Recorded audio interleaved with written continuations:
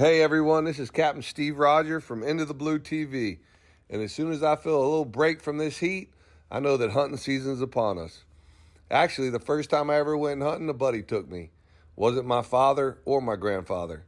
In fact, I took my father on his very first hunt. Well, Academy Sports and Outdoor Stores has everything to gear up for the field for less.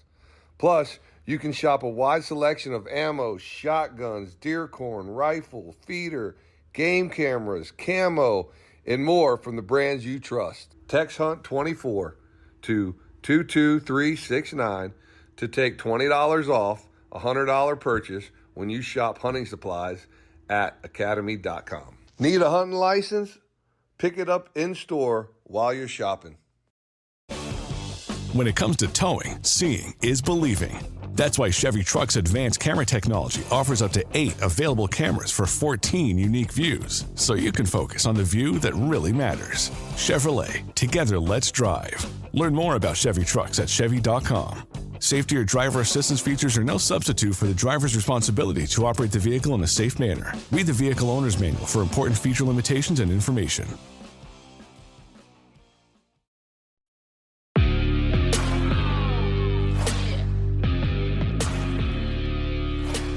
All right, everybody, welcome back to another episode of the Bowhunter Chronicles podcast, brought to you by Huntworth Gear. For all types of weather, all types of terrain, all types of budgets, it's clothing that just works. Check them out at huntworthgear.com. And they still have, all the way through Christmas, a 25% off sale going on right now using code HLDY25. That's 25% off.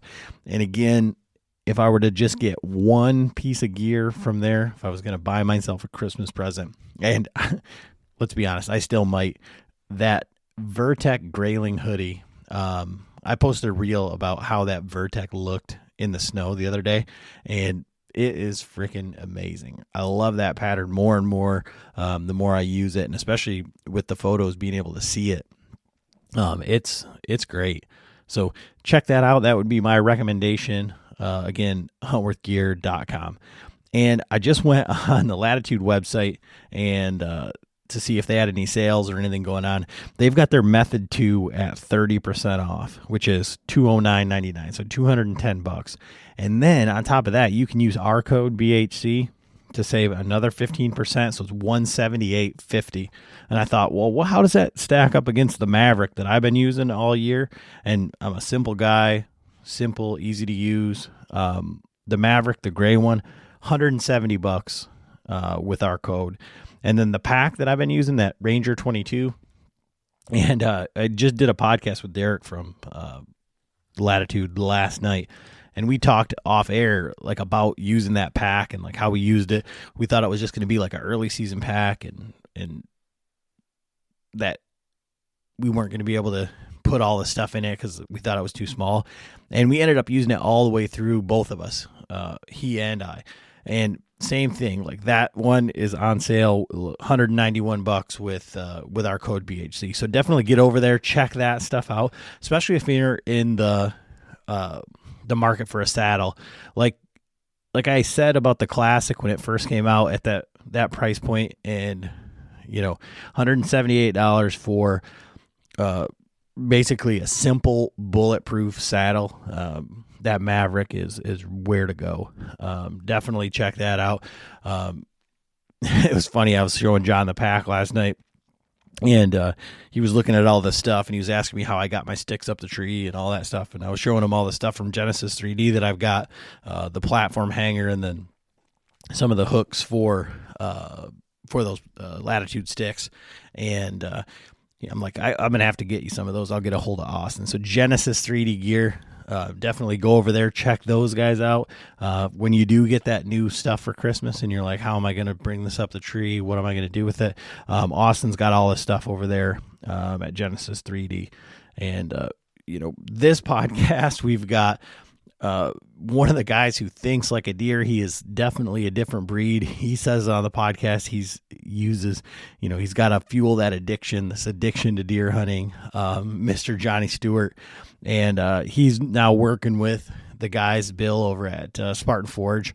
And so Spartan Forge, if you haven't used it with the new LiDAR, all that stuff, it's pretty freaking amazing. SpartanForge.ai, you can use code Bowhunter to save 25% over there.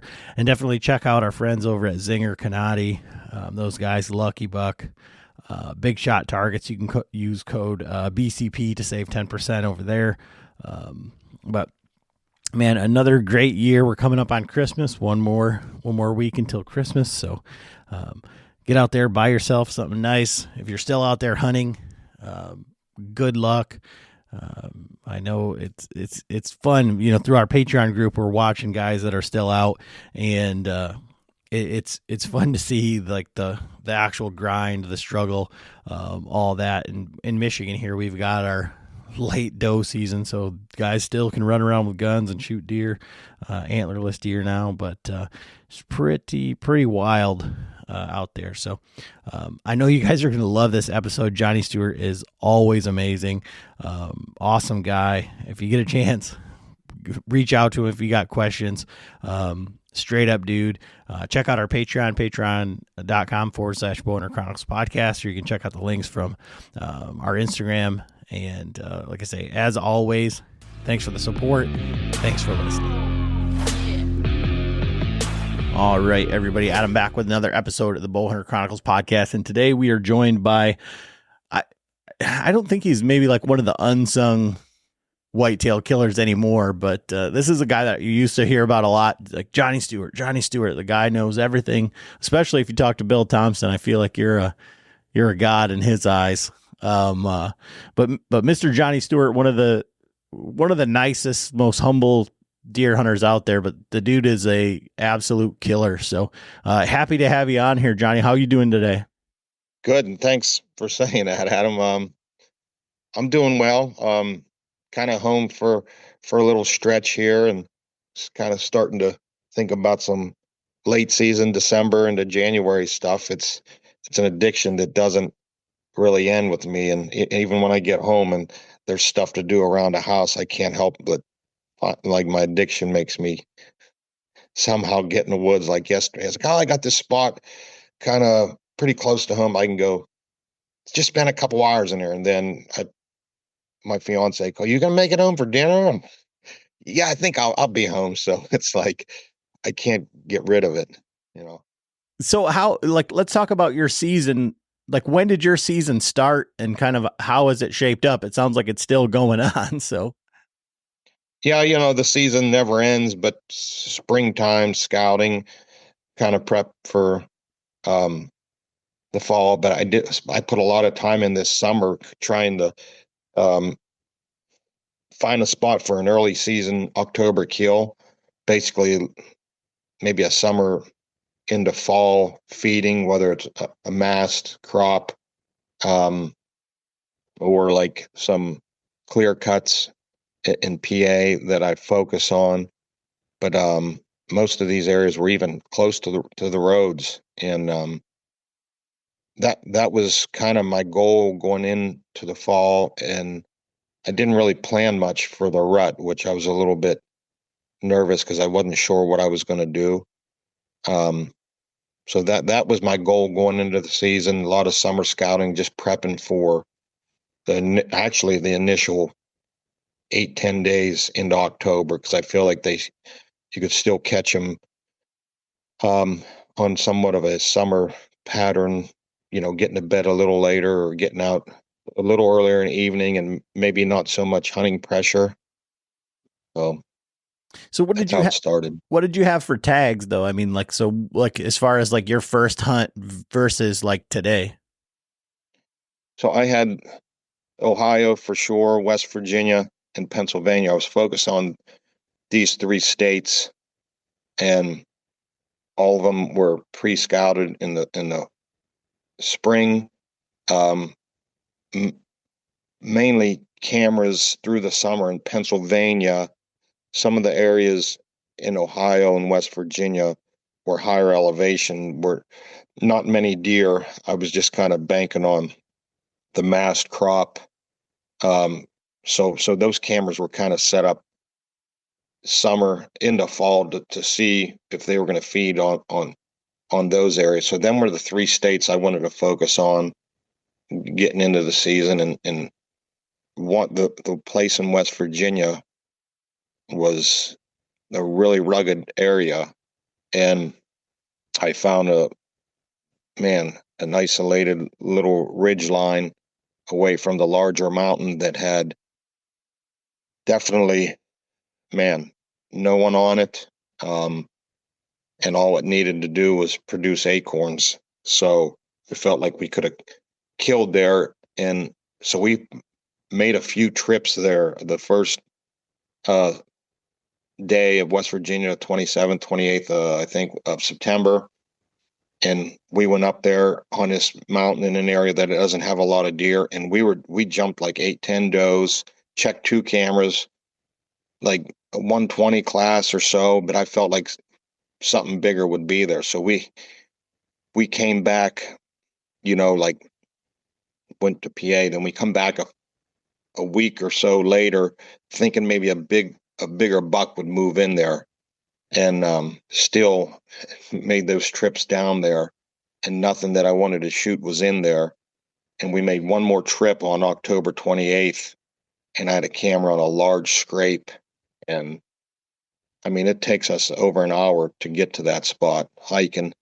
And man, I walked up at him to the scrape October 28th, and it was just filled with sticks and leaves. I'm just like, my heart, I was like, this was it. This was the spot.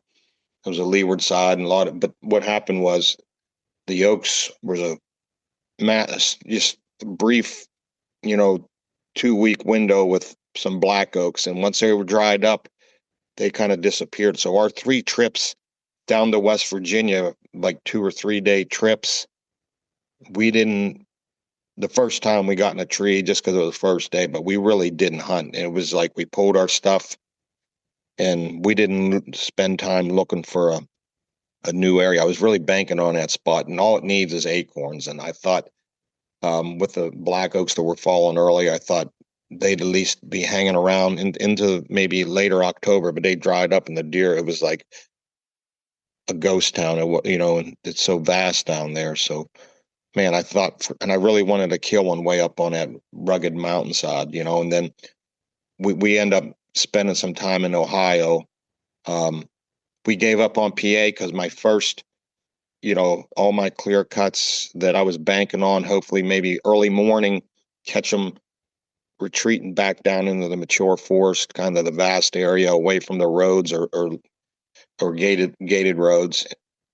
It was like, I don't know if guys were in there or what, but it was like mid to end of September. They left their summer like pattern, and they weren't hardly in those cuts. I checked all my cameras, and it was like, and I was just like, we didn't even, I think, hunt the first, which was the 5th of October, in PA, because they weren't even at nighttime in these cuts. It was so weird. I think maybe, I'm always scratching my head and wondering, but I think maybe it was other guys doing the same thing. I feel like it's a trend where I talk about it, or people talk about being near the roads, not going way back, and it goes that route. And I see cell cams in them cuts, and I know the area, so I wasn't putting a lot of human scent in there. I had the cameras running through the summer. I'd check them maybe one time midday when it was hot in the summer, and then again pull them before the season, and they just disappeared. And so we barely hunted Pennsylvania. It was like all my time I put in near these cuts trying to, and they were all near roads. because I feel like, man, I could hit so many more spots at them near the roads instead of going way back to check one cut. I'm trying, I guess if I lived there and had more time, I'd probably have cameras way back and have a better chance. But it's like, I'm trying to hunt, 4 or 5 different states. So I'm kind of like, get as much intel when I'm there as I can for like a 2-day scouting trip. So I'm putting them by the roads, but maybe next year it'll be finding that cut that's off the beaten trail and catching a buck living there. But then you're putting all your eggs in one basket. You know what I mean? But I'm always writing in my journal on Spartan Forge, so I can look back and I write little notes in there to say, hey, they disappeared. But I thought that was really, so banking on that West Virginia spot, and the Pennsylvania, I said, man, I'd scouted all summer, put these, or had my cameras running all summer and banking on these spots near the road. And they just like, yeah, first day we didn't barely hunt. So a lot of things went south. And like I said, other times I say before the season, you don't know how it's going to pan out. And my other spot in West Virginia, which wasn't as far as a drive, that I've shot deer in. I don't know if they had an EHD problem or what.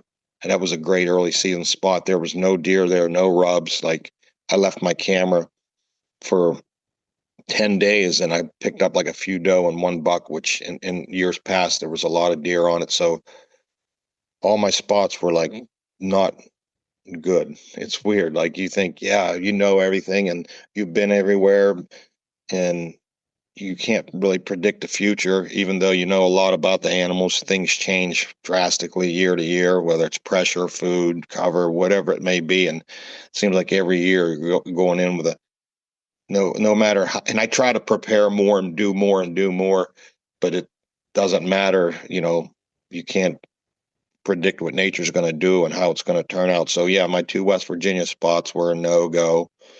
And PA was like a no-go. I said, man, I'll have to get in here later in October. And so we spent time in Ohio and had a couple areas with mast crop, and it was some rugged area. But man, there was 2 bucks we had one was within 40 and one was within 20. And I should have had one of those bucks. So we had luck there at the end of October. Yeah, and then from there we went to PA for the rut and stuff like that. But yeah, it never goes as planned. So one of the things that I find interesting with guys like yourself, and it kind of goes back and forth. One of the things that I struggle with, and I say it all the time, and I find it really difficult to do. I think I did it a little bit better this year in the early season, is hunting. I feel like I hunt better out of state because I'm trying to be like in the moment instead of like going off of historical stuff.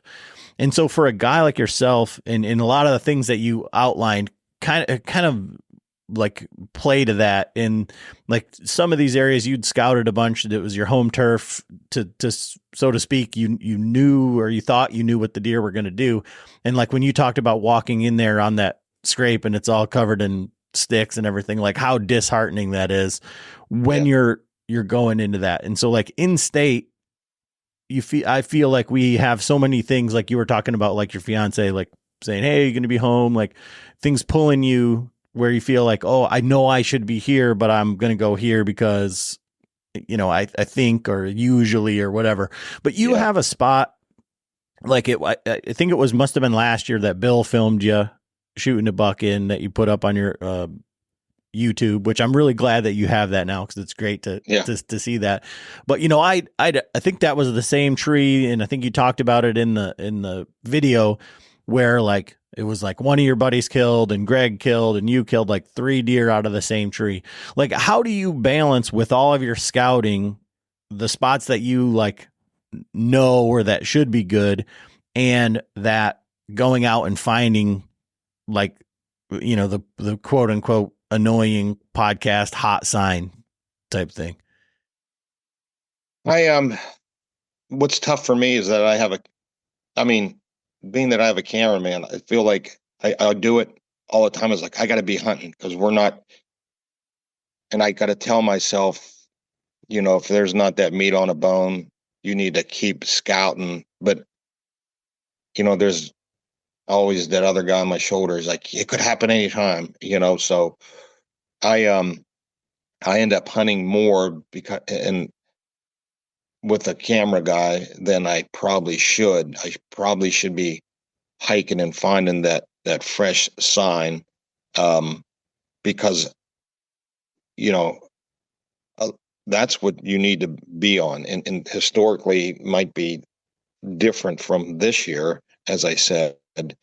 And so I like out of state or new areas, or just for example, Pete, my camera guy, he had a few days to hunt in Kansas, like after PA. I said, go hunt 5 days and I'll see you in North Dakota. And he went and found the hottest sign, bumped deer, this and that. He ended up killing a nice buck. So, and I look at that, I'm like, we need to be doing more of that.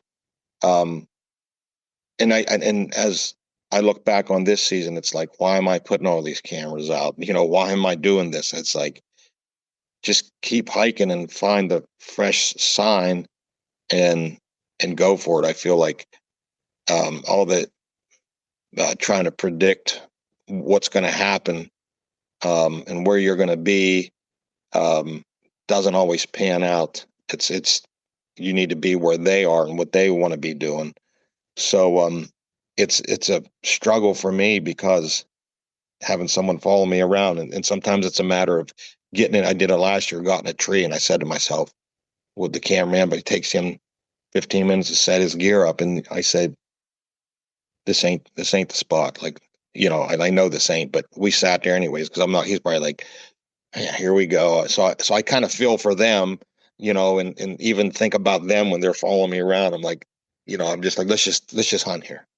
So that's a struggle I have, just because I'm taking someone else's time, and I need to be in a tree hunting to kill a deer, but it's better if we do the walking and scouting and get to where that fresh sign is, and then less hunting. So I struggle with it every year. Just and in some parts of me, Adam, I just love hunting. Just it's not always about killing. I just want to get in a tree, I say to myself, and it's not always maybe the best spot, and just being in a tree and hunting. I like to hunt. So, and then once you tag, you're done hunting. Like I shot my deer last week in PA, and I'm like, it was snow falling. I was like, man, I just don't want to get back out and hunt. So, it's a struggle, and I got to do better with my in-season scouting. I think I did better in the past because it was just me, and I didn't taking up someone else's time. Whether they go with me or stay at the hotel, and they're just sitting there until I find. So my hunts were based more off of like historical signs. So we would just go in and hunt, but I don't think it was always the best scenario. Yeah, it's interesting. Last year, for all intents and purposes, I basically hunted Kansas by myself. And when I went down to Tennessee this year, I was hunting with my buddy, and we were kind of having a conversation of, he was like, I would hate that. Like, and I said, it was very like freeing because I didn't have to we didn't have to find two spots. We didn't have to park here. And if I wanted to make a change, I could change. So for you, like historically, had you like in all the years past, were you more of like a hunt by yourself guy and kind of have a hunting camp here and there, or how did it play out? Yeah, I did everything myself, and then that's where, I do well now, but all the hiking, and I always said I know a lot now because wanted to see what was over the next ridge, and I would go whether it was bumping deer or not, but the knowing is what I always liked. But yeah, I always pretty much I liked hunting myself because I think when you go with someone else on out of state or whatever, they might not be as extreme as me. It's like, hey, it's 9:00 at night, I'm gonna go check cameras, and if you got one, I always want to have my vehicle. I want to be able to do what I want to do to fuel my addiction. So, yeah, like, and hunting camp would always be more like everybody has their own vehicle, and this is where we're staying, and you go your way, I'll go mine. We rarely go together, and like I said, being that now the cameraman goes with me, so I have another person, and sometimes I don't do what I need to do just because I got someone else's time, and I don't do the extreme stuff, and I hunt more than I hunt more and scout less, when I always preached about scout more, hunt less, just because I got someone else with me. but I've done all right. I just something I need to work on. And so one of the things I wanted to ask you about was with, because it sounds like you're putting a lot of cameras out, and, now we have, the tools like Spartan Forge and, like the first iterations of Onyx, like changed the whole landscape for like all the hunting community, like podcasts. And, you say like, well, I talk about it, and then you start to see more guys doing this and this and this. Like, what do you think are some of the best things that maybe have gone by the wayside because of these? How has your scouting changed now, being able to use cell cams or trail cameras in general, and the mapping? Well, one way it hasn't changed is boots on the ground. You can only do so much with a map.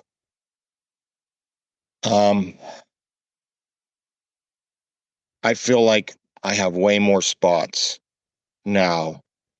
I don't know if that's always a good thing, but that definitely changed, because I'm able to drop pins where there's a scrape, take a picture, write a note, and I can keep going through the forest, where in the past I would just dissect an area and just kind of know where the rub or the scrape is. Now I can go back to a place I haven't been in 3 years and have a pin for that rub and scrape or whatever it may be, or trail or deer I saw. So I think we're able to scout a lot more areas, get a lot more intel, and like, I guess, be able to go back to that intel easily, because you could, like I said in the past, that I couldn't scout all the areas now and know where all the rubs and scrapes are. So, and with like cell cams, I really hate them. I have one cell cam. It's out there. I put it yesterday and it's not working. And I don't like the cell cams because I think people were getting that much more intel. They only have to climb up that mountain one time. Where in the past I would go up to put it out, up to check it, watch my scent, do it at night. I just feel like, I don't want to say lazy hunters, maybe hunters that, I don't know how to put it, Adam. People are getting way more intel now, basically, than in the past. He's a lot. It's not as tough. I'd say just, yeah, that's it. You can get so much more intel with less effort, and then when you get that intel, dropping pins, you can just keep going scout everywhere, and you can go 3 years and have all that intel. So, but it is what it is. Like, I'll probably get some cell cams next year. It's not that I'd rather not have them. I'm not going to, like I said, I do got one. Maybe I'll put a few out next year. It's just the way, it's like when they had the horse and buggy in a car come out, it's like, hey, I said, no, I'm just using my horse and buggy, well, everybody's going to, eventually you're going to get a car, that's how it's going. Technology's taking over, and you either get left behind or you get on board with it. So in your hunting style and over the years, like, how do you use the trail camera data? Because I feel like a lot of guys, and I find myself doing it sometimes with like a cell cam, is you're like chasing a picture, but you're always a few days behind. And instead of like trying to analyze the pictures that you have and see what the deer was doing at the time, you're saying, well, he's there now, or he was there yesterday. And I think a lot of people don't, I guess, like, process the information. They just think of it as like real time information. And even though it's a day, unless you're running out there right now, it's still a day late, and that deer could be 5 miles away. So for you, as you're getting even like the SD camera intel, like, how are you utilizing it throughout the season? Well, the biggest thing is a daytime picture is what we want to see, whether it's feeding early season, scrape hunting. Hey, he's moving during a day, like the chances are the pressure's not that great here, and looking at the, where he could be coming from. I'm using it that way. That's why I want to see a daylight picture. I mean, I use it for intel, and then a lot of it anymore is just hunting, knowing, using the app and knowing where the scrapes are, where the terrain features or cover, or where it might be, and just being in the area, basically. Not, hey, he's right here at this tree, I'm going to sit at this tree. Like you said, he could be far from there. But if it's a midday deal or something, and say he's in the area, so not specifically that spot. And I've been pulling a lot of my cameras into October. Like I leave some, but it's like I got the intel. Here's where the mast is. There's where they're bedding. I'll leave one or two, but I just start hunting just because I like to hunt. And we did good in Ohio. We did well. I mean, we had 2 bucks we could have shot, should have shot, but and that was an out-of-state thing. I just knew where the mast was and knew where the cover was, and we just got set up accordingly. I didn't need the cameras. I just had intel of the deer were there, and I just went to the maps and the woodsmanship of knowing, leeward side or some thick a cut, getting within, just staying, like that's early season, staying within 150 yards. I mean, there's an instance we checked a camera because we had a deer come out of the cut, come right by us. We couldn't get a shot and left a camera there. We come back like a week later. We didn't have them, and checked in another camera just for intel. And it was a south slope. It was 75 degrees. There wasn't much cover nearby. It was mast, a scrape. I said, we're never going to catch a deer here. It was like October 18th or 15th. I don't even know what, 12th. And so it was weird, but I told Pete, I said, I got a spot about a mile through the woods, and it was crunchy, like a dead calm. He probably thought I was crazy, but I'm like, we need to be tight to some cover. And we went like a mile to another drain, and we got on like the one hillside. He was in like a bowl, and we were across the ridge, and we snuck out to the point, and we got set up, and he was there. I said, and I haven't hunted that spot in 2 years. I said, there was a big one living here 2 years ago. He's probably still here. It's so hard to get to. And before dark, he was below us. Didn't see him, but we got up at dark and started walking, and he snorted. It was a big deer, you know what I mean? But I think just mainly intel that the deer are there, then go to your maps and know where the pressure is and where the cover is, where the food is, and knowing that these mature deer, before the rut, you got to be within 150 yards of their bed, and then as the rut, they're going to be out later in the morning and return, a little bit later in the morning or wherever it might be, something like that. But I think because I want to hunt so much that, like, even up into the rut, like, I just hunt it, man. I know the land, like, use my woodsmanship and the knowledge of the area, and we just hunted. There was like a couple cameras I would run. It was kind of an area near the road, but there was a huge scrape there. And you get into the rut, anything could happen. I would check a few here and there, but I think I would just get out in the woods and hunt, so. And so when you're saying that you just want to get out there, you just want to hunt, and and maybe we can even walk it back to like before you had a cameraman, right? So that you were kind of more free to kind of like do what Johnny wanted to do without having to worry about anybody else. Are you like a guy that wants to get out there, because there are guys that want to, that think specifically they need to be out there an hour before daylight and fully set up and to their spot? Or are you a guy that's like, I'm going to go in, and when I find something that looks good, that validates kind of like everything that I was thinking, I'm going to get up a tree, and it doesn't matter the time frame or whatever? I think it's situational or time of year. I think that you can get in before. There's instances where I would get in before, maybe an hour before light, and get set up, maybe catch them returning to a bedding area,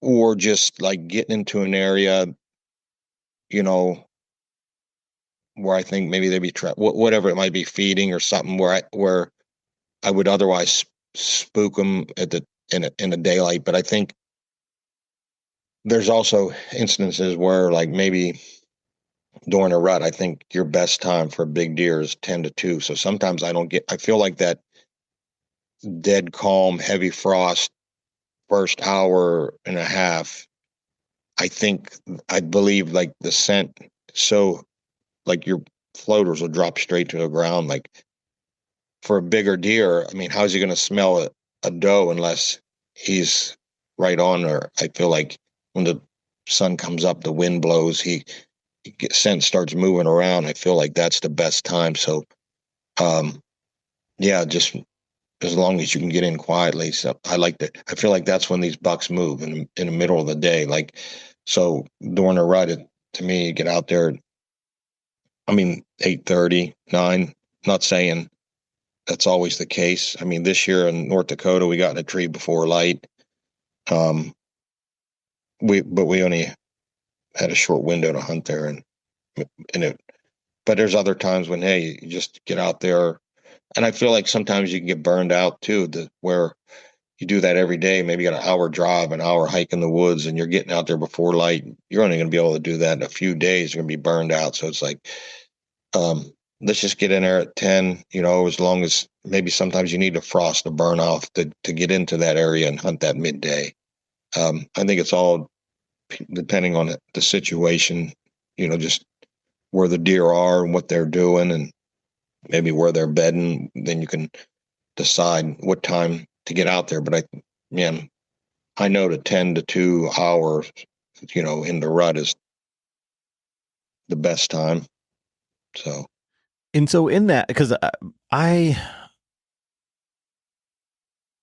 can't think of like any time that I've done like an all day sit where, and it's like one of those things where it's like you're in the right area, like there are days that you're on it and the deer are chasing and running around, and I've witnessed that, but I don't think I've ever like really had like a good 10 to 2 experience really. So when you're setting up like that on the rut, like what are some of your favorite areas or terrain features? Like where are you setting up during that time of year and having those encounters? I think it, maybe it depends on the situation, but I think maybe closer to where some does are, where he can maybe cut a track of a doe, maybe a scrape. I think it depends on the situation, but probably where does had been the night before, going into their beds and around those areas. I like a high pressured day, and the sun kind of comes through the woods and creates like a lot of shade and sun. I feel like they feel like they're camouflaged pretty good. That, just the darks and lights, it's hard to see in the woods, a day like that. But yeah, checking where those have been, whether it's feeding some acorns. You're not always sure where he's coming from, but you kind of know where he wants to be, because he's going to be looking for a doe, near a bedding area, feeding area. I think that's your number one place to start looking, but that high pressure day. man, I love those days. It's crazy like how you explained that because like I can see that day in the woods. You know what I mean? Yeah. Like where I feel like you're describing a day that's like early enough so that there's still foliage up or you're in some thick stuff. And then, you know, where you just catch that glimpse and then all of a sudden there's a deer there that, you know, and you're just like, oh my gosh. Like, but I'm glad that you didn't just say like downwind of bedding or something like that. Cause that's, you know, Yeah. And you're that's where downwind of a lot of stuff too, but yeah. yeah. Yeah. No, so in the, you know what, a lot of your stuff is done like in the mountains or like in hill country. And you've said a lot of like leeward type stuff. As you're getting into the late season, does that change? Are you moving towards more sunny areas or feeding area? Like what's your strategy now going into this late season?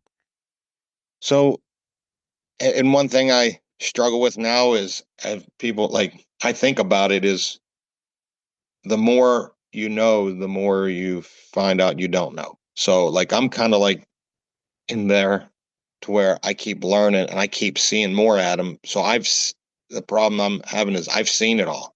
Like the deer I shot the other day, you know, he was leeward, like down in the bottom, but there was a blowdown. He was on the wrong side of it, like all the stuff you hear, or just so.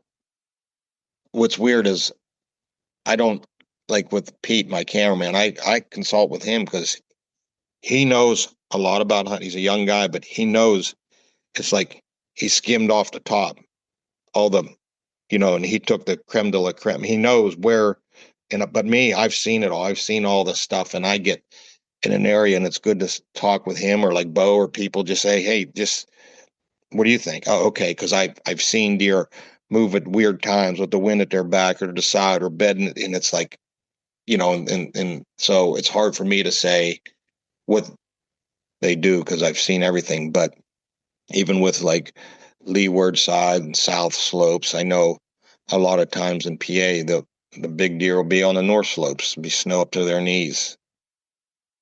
Why? You know, in the south slope, he's not there. I don't know. I think they like dark areas, them big mature deer, hemlocks, pines, thermal cover.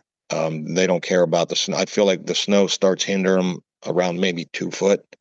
Other than that, they're going to be, I feel like, on their own somewhat.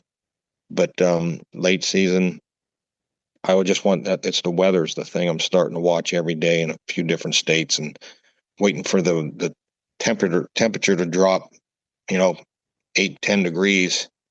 And I want to get out there like before it's dropping, or if a storm is moving in, I want to be before and during the storms when they're going to be moving. I think that's the biggest thing I focus on is the weather. So yeah, that's number one. Or if the weather stays cold you need 5 days, 5 to 7 days of cold weather, then they can't just feed at night. They need to feed it at daytime. They need to move to stay warm and feed. So if you got a good area for them to be feeding on, there's a good chance you can catch deer moving. And it's the same. I also feel like the mid morning, I'll hunt, like I'll get out there at like 8 or 9 and I'll set all day because chances are they need to get up and feed at some point, 10 to 2, 10, 8, 9, like 9 o'clock, 10, 12, or maybe before dark. But the number one thing is the weather, and we haven't had a lot of cold weather, whether it's snow or just really cold weather. So if I see a really cold spell, I'm going to get into areas that I know they're going to be feeding in. But slopes, it's not always. I've seen them on south and north, so I don't really take that in consideration. Maybe if it's the snow's starting to melt, it might melt faster on that south slope. I might be an area, you know, just anywhere out of the wind too. Don't have to be leeward, but leeward's out of the wind, or if you got some thermal covers, and you can find just a little area out of the wind on maybe just the drain. It don't have to be a whole leeward side. It might be just a small point that creates a little drain where there might be a flat spot he could lay. I mean, they can lay by a log and stay out of the wind, or a rock. Um, just anything like that. They're pretty good at creating their little pieces of habitat, out in where we might miss stuff where they, they're really feeling it, and they're efficient, and they'll take advantage of every little nook and cranny in their, if it's an area close to where they're feeding that you think, oh, it's wide open on that hillside. You got some big dead logs or just big trees or some irregular ground. That's all they need to get in and get out of the wind and stuff like that. So when you're going in there, and you'd mentioned like big deer with a thermal cover or the dark, the shaded, just where they can't be seen or whatever. Are you looking for these? Are these deer still like a solo deer? Because I think a lot of people around here, and like when the snow comes, you can see where there's just, where the deer are because of all of the tracks.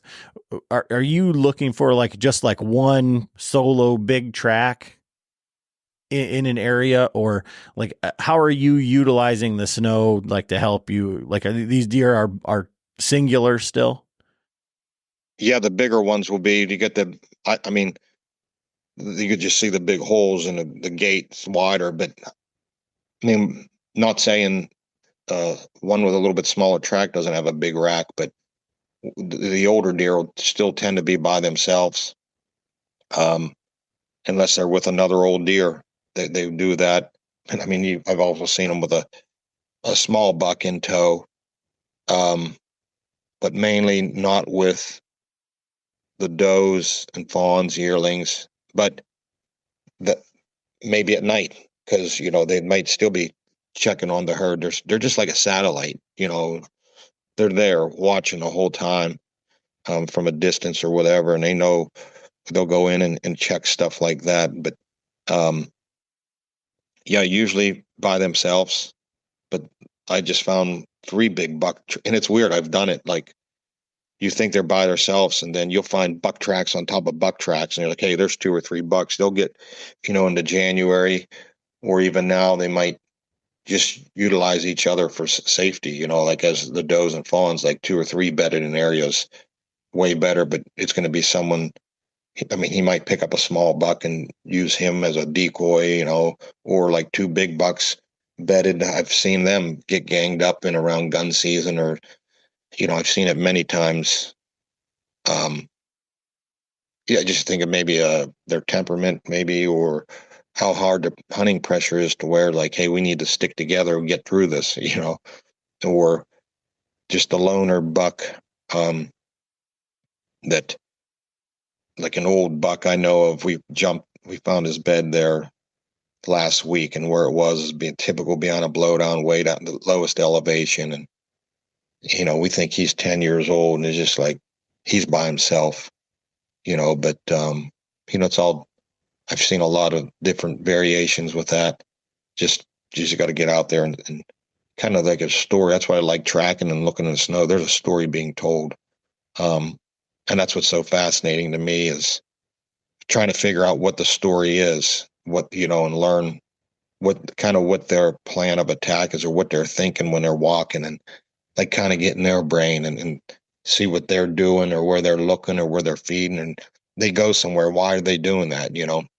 And sometimes there's not an answer, but sometimes it's like, oh, this is what he did. But it was pretty cool last week. I think it was like 1 week ago, we didn't have much snow where we were gun hunting, and it was like an inch of snow on top of frozen ground, and it was my areas I usually hunt, and there was no wind. We couldn't get around, and like 45 minutes north, they had 5 inches of snow, and we just picked a spot on a map, dropped a pin, some rugged hillside, and I said, let's park and go up there, and it was pretty wild at them. We were walking up the hill. I think it was kind of a south slope, but near a point. And I said, let's stay near the point. I said, the top's flat. I said, we're going to be maybe at 2/3 of the way up where we'll probably start seeing deer sign. And we were walking up the hill, and just so happened the wind was blowing up the hill and the snowflakes were going up. And we got up to a transition, everything like you want to look for, just elevation, transition, not on the top of the mountain, but down where you can't see it from the top, like near a point. Like there was a buck actually rubbing a tree while we were maybe 100 yards from him. He was just above that little transition in elevation, not much, just kind of like this. He was right there walking along the hillside, but he must have smelled us, and it was wild. We come up, and you could see how he was rubbing a tree, and he smelled us, and he ran back away from the point. It was pretty wild. I was like, man, there was a buck rubbing. This was an area we never been to. I was like, he was here rubbing his tree. And I said, you know what? The wind's blowing up the hill. I said, he's probably going to, and I thought about it this morning. I said, he's probably going to go a couple 100 yards, 100-foot elevation up and come across again, because that's where he wants to be. And we stood there, talked about it, like, look, wow, check this out, videoed it and stuff like that. But we should have just kept going up the hillside. So we talked about it for about 15 minutes, and that allowed him to run up and come across. So by the time we started walking up, we caught his tracks. It was thick in there. Visibility wasn't that great. He had saw us. So, but he did what I thought, which was pretty wild. I said, he's going this way out toward that point, maybe he wants to get on that leeward side because the wind was hitting that hillside and coming up that hillside. But if we I look back at it, we should have just kept running up the hill, 150-foot elevation, and just posted. We probably would have caught him coming along there trying to smell us again, But I was like awestruck. I was like, that's pretty wild. This buck was here rubbing a tree, and so after the second time we bumped him, he ran across the flat 500 yards. And he did a J hook out. There was another big bowl. He did a J hook right before the bowl because he went out toward. We thought, oh, he's going down in that bowl. And he did a little J hook, and it was flat with a little maybe 5-foot elevation change. And so he ran out on the flat, and he come back on that little bit lower elevation change, like 80 yards from where he went across the flat. He was 80 yards below. So he was sitting there, and by then, he said, I'm going to watch my back trail. That's what he did. We went out and we found you bet, and he watched us come, but you would have never seen him. It was probably just his eyes and his rack in a bunch of trees. And he was just sitting there watching his trail. You know what I mean? That was pretty wild. And then we followed him maybe 800 yards after that. He got down into another drain with another big deer. But it was getting dark and we headed out. But I like getting out in the snow and just following them and seeing what they do and stuff like that. That's pretty awesome. So for you, I can see like in your body language and your tone, like how cool that was for you. So things like that versus like having a big deer on camera and then killing that deer, where some guys have like deer picked out that's like, oh, I'm only going to shoot this one. Or like for you going in somewhere blind and having it work out exactly the way that you thought it did or was going to. Like, which one of those, as like Johnny Stewart, the hunter, like the guy that loves to hunt, that loves to do this, is like more fulfilling for you?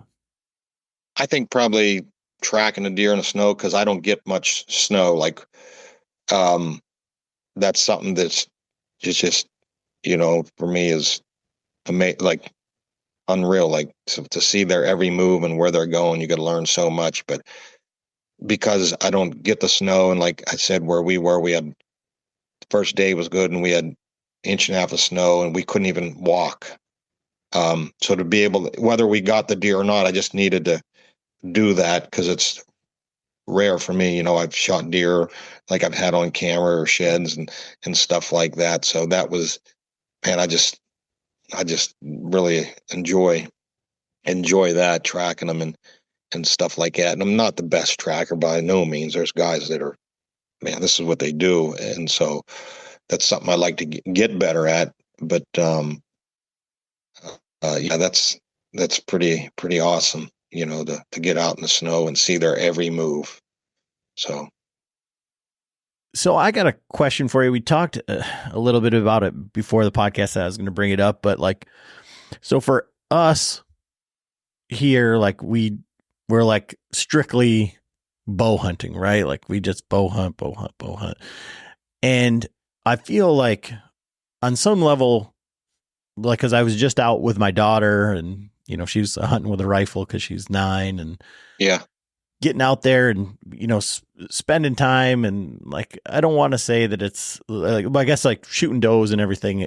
I feel like much easier with the rifle. Like, I don't think there's any way, shape or form. I think big bucks and all of that, like it's still difficult and there's an art to it. But do you think, like, how do you view gun hunting versus bow hunting? Like for me, I feel I'm starting to feel like here after doing this podcast for like the last 6 years and just strictly bow hunting, like maybe I'm like missing out on opportunities that like opportunities to track deer and chances and things like that. And then I think some of the people who maybe haven't killed a whole lot of deer, but are still just trying to just stick to strictly bow hunting are kind of like, really missing out on hunting opportunities and opportunities to be on the woods. So how do you feel like, how do you like rate the two as far as like experience and more so like maybe like learning experiences? Well, I think with the gun, I get a gun in my hands, and with a bow, I like to be in a tree and like beat them up in a tree and being stationary and picking that spot, not moving. I rarely hunt on the ground with a bow. I think that to me, the challenge is beating their eyes, their nose. And when you're up in that tree and you can't move and you overcome those odds when you're on the ground, whether it's stalking or just being on the ground, you have the ability to move and get in better positions, whether the wind or whatever it may be. And so when I get a gun in my hand after I've been stationary and the bow woods, I want to hunt. I want to go after them and be a hunter. Like a predator that's actually stalking, or still hunting. Which I mean, I'm not crazy about driving deer. I mean, we do it, and it's not my go-to. Hey, gun season here, let's drive deer. I want to get a gun and I want to still hunt through the woods, see where they're at, just stalk, maybe see one, put a stalk on them, but mainly still hunt I feel like that's how we used to hunt. I mean, it's going back forever, like stalking your animal, you know what I mean? Or still hunting. So, yeah, and I try to get into areas that don't have a lot of people. I know a lot of people won't. Like the thing in the past was, when we were growing up, my buddies, let's go. There's a lot of guys here. They'll move deer. They'll be. I don't like that. I don't want I don't want pressured deer. I want deer that are unpressured, and I want to go. And it don't matter like where I go up and down 5 mountains or whatever it is. I just want to be one-on-one with that animal and try to stalk them or still hunt them. So I think it's just a different type of hunting that, as far as learning much, I mean, you're still utilizing what you know about deer and where they bed, leeward sides, point. You're still utilizing all that stuff. But now you have a little more distance on your side that you don't have to be stationary in that tree, as precise. You kind of like can loosen up a little bit and be off 50 to 100 yards or 200 yards. We was still hunting the first day here, and we caught some buck feeding on the leeward side and 200 yards, and when another thing that you look at is the weather again, and we didn't have we had some decent wind with that crunchy snow. So I went to an area where I could see 150 to 200 yards, and it's just knowing your area that you hunt in, and when the conditions come, like you can't get into an area where a big buck might be living in an area when you can only see, we had an inch of snow, 60 to 80 yards, but just sound of the snow and under the hemlocks, there wasn't much snow, basically frozen grounds. Like, well, you can't hunt there. It's like, so, you have to find what you can do that'll work. So we got to an area that we could see 150 to 200 yards, and there was a light wind, and it worked out. We saw a good deer, and I let Pete shoot it the first day. And but like I said, you could loosen up and get a little further away and have some range on your side. So it's like you're just kind of utilizing your maps and everything, but just look at the weather, and just you can just get a little more distance for your opportunity with your shot. So do you think, like I heard Kevin on the Deer Hunter podcast talk about it just recently. He was talking with Dan Infault, and he said, if you're going online and you're looking for like gun hunting content that isn't drives or anything like that, there isn't a whole lot of it. Do you think, like as an industry or something, like we're doing like a disservice, because everything seems to be bow hunting, Yeah. and maybe it's we're in a vacuum and that's just what we see and that's what they show to us, but it really seems like that, we're not. I grew up, I learned, quote unquote, learned hunting, or like got in the woods with a rifle for the most part. Yeah. Bow hunting was always secondary. Like it was just something that you did up until the gun season here in Michigan. Obviously that's changed for us, but I feel like as an industry, it's almost changed. Yeah. Yeah.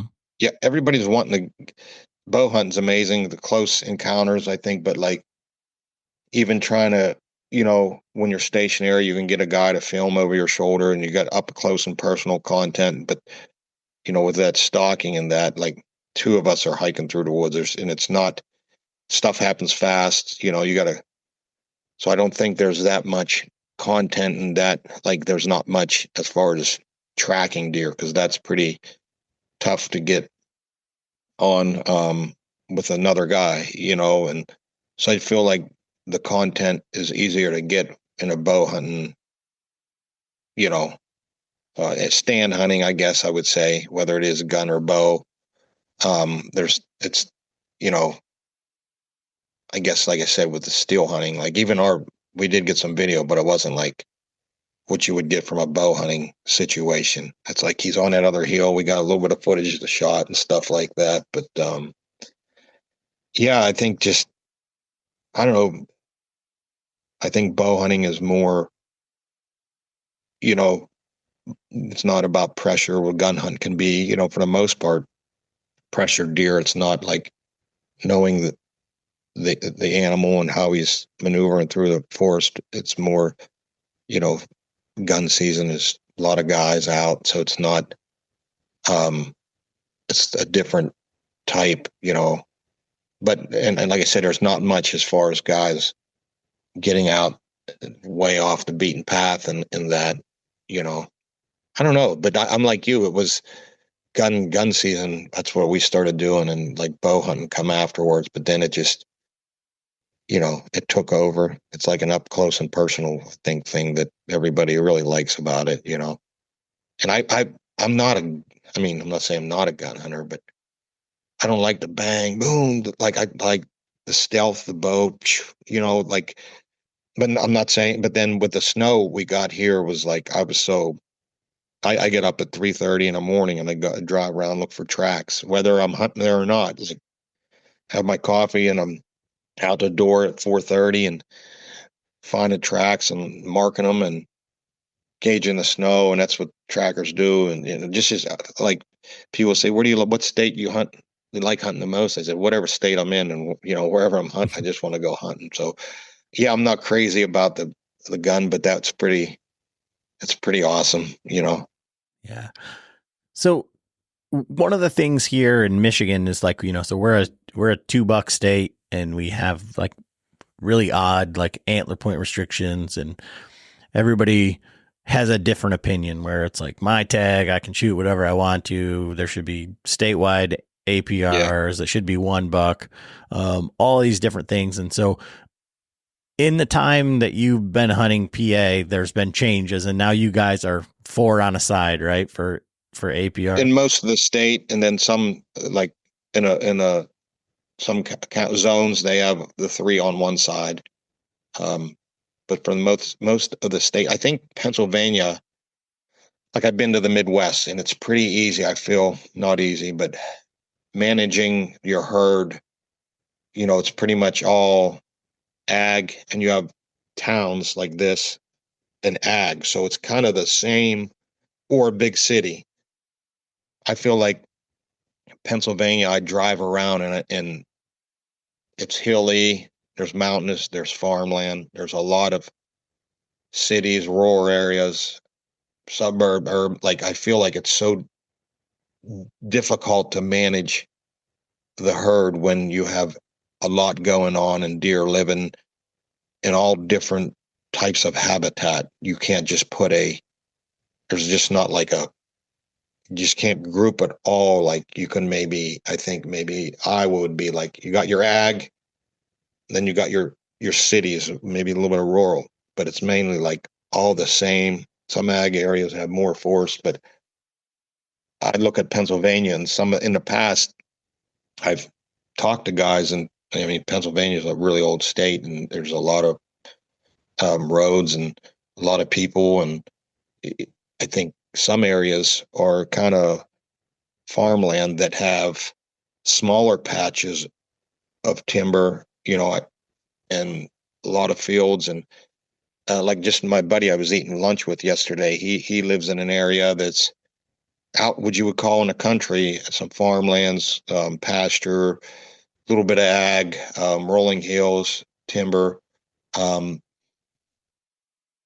He has 80 acres. He hasn't seen a shooter buck, and he's been there in 10. I mean, he hasn't seen anything over the 125 mark in 10 years. And I know another friend of mine in the same area that if you see a 125, 130, you better shoot it, because they can't get away. There's so many hunters. There's not enough continuous in this area, those areas, piece of timber or cover for them to hide. There's a lot of does. So these deer are traveling through 3 or 4 different properties, and that's the biggest deer. You're going to shoot the biggest deer. If it's a 115, like you're hunting your land and it's the biggest deer, you're going to harvest them. So I think if somehow, like in that area, if you didn't have a buck hunting season for a year, then you might have some 130 to 140s. So you've got a good group, a good like crop of deer. Then you're going to let them 120s go, and you're going to focus on the 135, 140. So there's going to allow deer for the future. But like even the one guy I talked to years back, he kind of, I feel like, lives in the same area where he said there's 4 points on one side isn't good, because everybody's letting in his area, same where my buddies live, the 4s and 6s and spikes are all living, and we're shooting all the 2-year-old 8 points. Like, so it's hard to manage, and people have different opinions, and to actually, I think it's so much maybe time, effort, and money to really make Pennsylvania a big buck hunting state. Like, I don't think it can be done unless, like, I feel like a group of people within 2 or 3 square miles got on the same page and managed their private property. They can do it. But like in the forested areas, the rugged mountains and stuff like that, the cover's there for these deer to get away.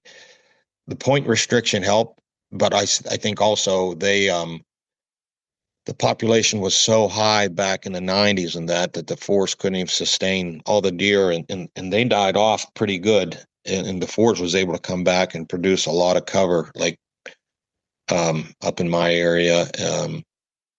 And like I said, just seeing the bucks that come out of these big tracts of mountainous region, so there's the cover's there, the food's there, and the population is the herd is is balanced pretty good, buck to doe ratio. But I think one thing recently for us, we had some mild winters that really helped these deer. There's these deer are healthy, and when you get out of the winter with 2 foot of snow, and the first thing in the spring is not horn growth, it's body fat or recovery for their bodies. And I think now with these milder winters, they're coming out of the winter in better shape, able to speed up the antler growth because they're not as worn down. So I think that helps a lot. And then once you get, like I said, like we're seeing 115 and 120-inch deer that a lot of guys are passing up because they got, and then that's one good thing about the trail cams and cell cams. You're picking up the 140s. You're like, I'm holding off, so these guys are 115s are getting a green light 120. And so, yeah, I think it's doing well. I don't think it's all because of the point restriction, keeping the doe herds in check, the deer herd in check. But I think in some of them areas, like I said, it was like in the 90s or something, guys were burning their doe tags or something because there was no deer. But it wasn't a game commission fault, because I remember when I was 20 some years ago, there was a browse line in the forest up there. I remember living around home and driving up there, and there was no like diversity up there because there was nothing. It was a browse line, 5 foot to the ground, was brown in like summer. There were just too many deer, and I remember it was 4s and 6s and 8, and then you get into the late 90s into the 2000s, the population died off, but they started growing better racks because there was fewer of them.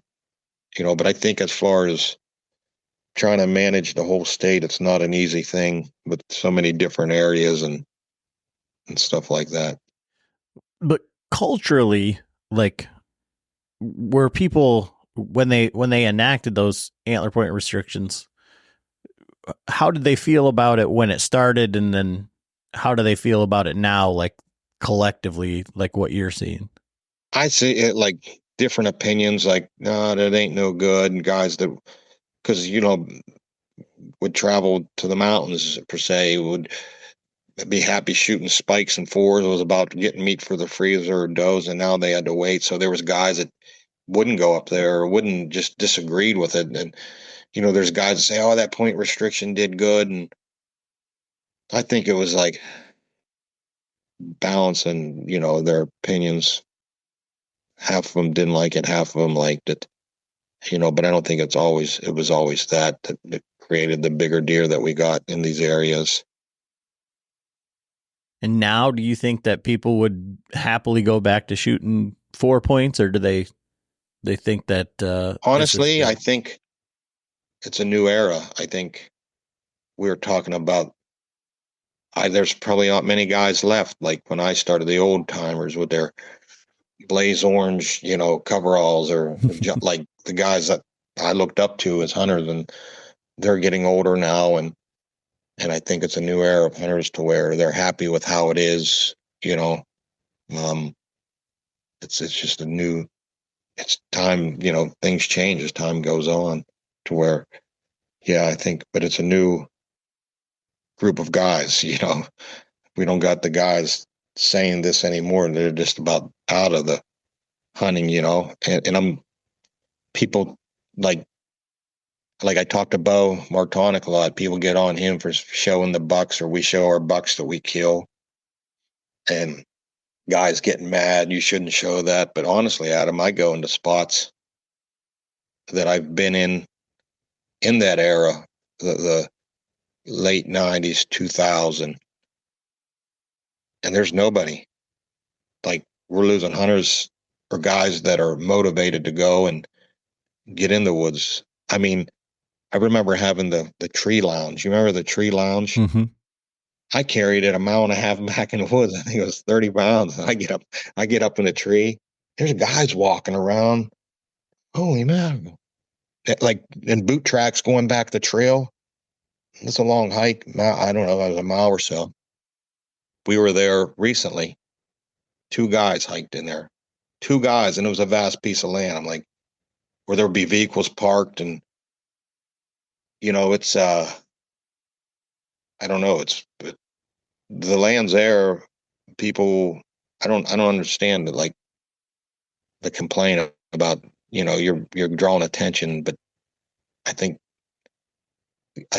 a lot of the motivated people who are willing to do whatever it takes aren't there. You know, Well, I they want think the easy thing. I think that too. I think a lot of people really like fall in love with the mystique, and they might see like what you guys are doing, like showing that mountain stuff and, showing the bucks and all that stuff. And then you, like you said, you do a couple, 2, 3 dark to darks and it gets old really quick. And if you're not seeing anything, or if it just isn't panning out, like it's a lot of work. And you have to, like you said all the time, like you have to love hunting. Like you have to love being out there. You have to want to know like what's over the next ridge. And if you're just doing it because you want a big rack, then, there's easier, ways to do it. You spend your $3,000 at Outfitter and fill your wall, and for me to get the few deer, I'm spending way more. Like even the time I could be making money, but that's not what I want. But even like Bo said, like answers some guys, and says, hey, like these guys that are shooting these deer or me, I like they made sacrifices in life so they could do this, like yeah, they are getting deer, but it's you might be, if that, what's your goal or what's your outcome? How bad do you want it? Like a buddy of mine loves deer hunting, but all spring he wants to go fishing, and summer he wants to go fishing. Well, I'm not fishing. I'm fishing for deer horns, or so it's like, it's just how much you put into it is what you're going to get out, and you can't be knocking people that are like, even time and money. Like if people, I know how I am, but I told people like I pretty much quit working, like, and like there's money that I'm losing every day doing it, but it's like, hey, this is what I'm passionate about, because this is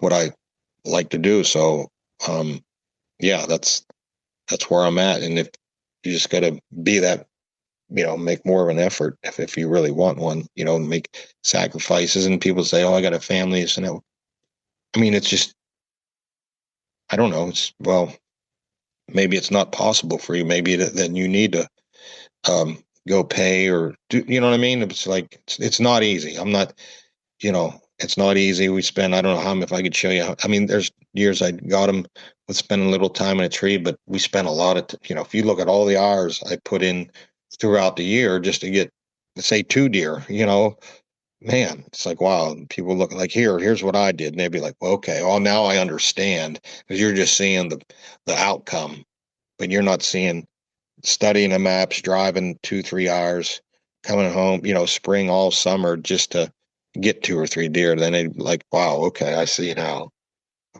Yeah. And that to me is like I don't want to say like the problem, but from September 15th to, February, there's all these pictures of all these guys on Instagram and everybody's getting a deer, and, Yeah. but there, none of that is in the story. I mean, nobody wants to see, and you see it, I'm sure, by like posting stuff online. Like if you just posted you in a car here, walking through the woods, like the engagement or whatever that gets is like, oh, yep, Johnny's out doing Johnny stuff. But when you shoot a deer in a blizzard, 1,000 likes, Yeah. because it's just that easy. And that's the tough part about it, is we fall into this. Well, everybody's shooting big deer, and there's a lot that goes into it. And for me, like shooting little deer, there's a lot that goes into that too. Yeah. Yeah. So there is. But man, I'm really happy that I was able to get you on here and to talk some deer hunting, because I'll never forget meeting you at the show in Ohio, I think. Mm-hmm. And I talked to you for like 5 hours, like the whole day.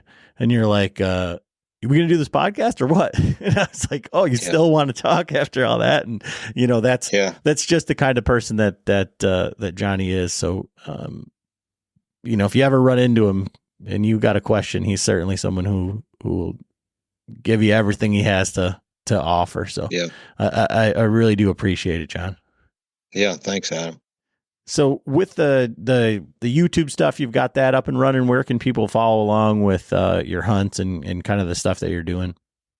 Yeah, I'm mostly active on Instagram, the Johnny Stewart, but my YouTube channel is out. We started it here probably early fall, a couple hunts from last year. I got one from this year, and actually we're putting one out this evening from the past week of gun hunting in PA, and probably going to continue putting out content, whether it's some shorts or some scouting or stuff like that. The Johnny Stewart, my YouTube channel. So yeah, check it out, and you know, hopefully I can help people out, like going forward as far as some videos I put out for scouting, or I'm probably going to do some more e-scouting for people. I've done a lot in the past, and it helps me when I help other people it's another learning tool for me. When you send me an area that you're hunting and you tell me your experiences there and what you found. So I'm only like learning from you somewhat too, because I don't know it all, and I like seeing other people's opinions, and I've been e-scouting and helping people that way, which everybody's been pretty happy on that. So probably in off season I'll start doing more of that, and I'll probably put some stuff out there, advertise it. So yeah, that's it, Adam.